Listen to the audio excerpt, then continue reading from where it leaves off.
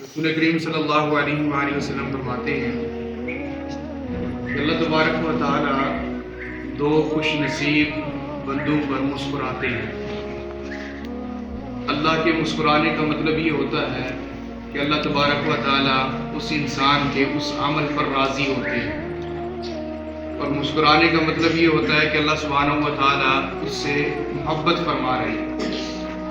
فرمایا کہ پہلا وہ شخص جو سردی کے موسم میں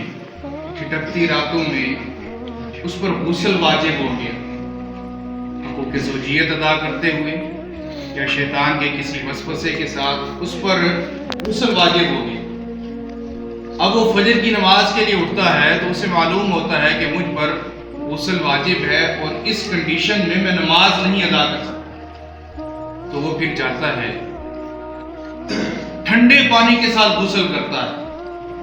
اللہ تبارک و تعالیٰ اس حالت کو دیکھ کر اپنے مومن بندے پر مسکراتے ہیں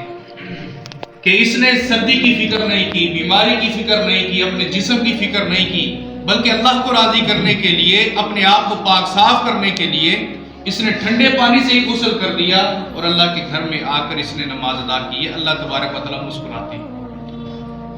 ہم تو صرف جو ہے نا ٹھنڈے پانی کو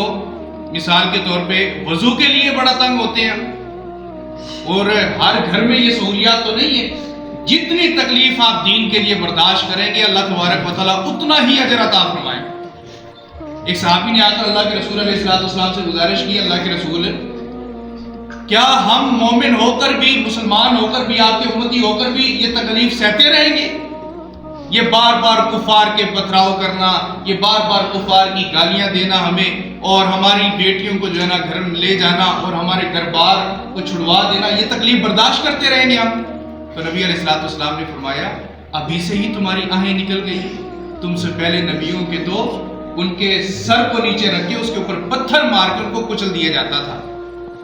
ان کو آڑے رکھ کے ان کے جسم کو دو ٹکڑے کر دیا جاتا تھا، ابھی تک تمہاری آہیں شروع ہو گئی ہیں۔